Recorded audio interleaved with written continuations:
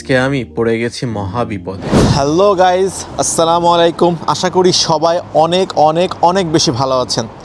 আজকে একটা interesting video করতে চাচ্ছি, তো দেরি না করে এখনই শুরু করি, চলুন।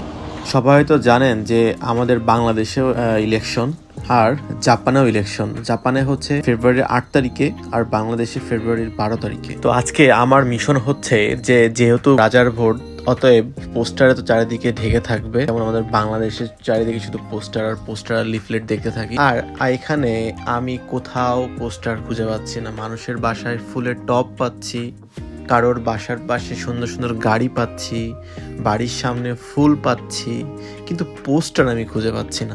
অনেক চেষ্টা করতেছি খোঁজার জন্য, প্রায় 2 কিলোমিটার হাঁটা হয়ে গেছে আমার, কিন্তু আমি পোস্টার কোথাও খুঁজে পাচ্ছি না।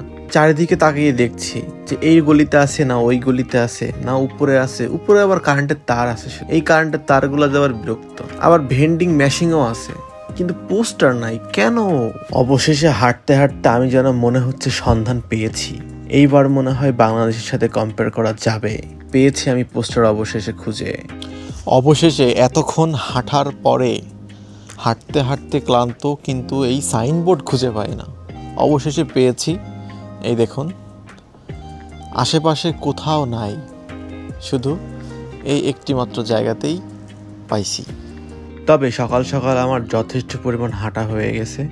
আমি এখন সোজা বাসার দিকে যাচ্ছি। বাইরে প্রচণ্ড ঠান্ডা। আপনাদের সাথে দেখা হবে পরের কোনো একটা ভ্লগে।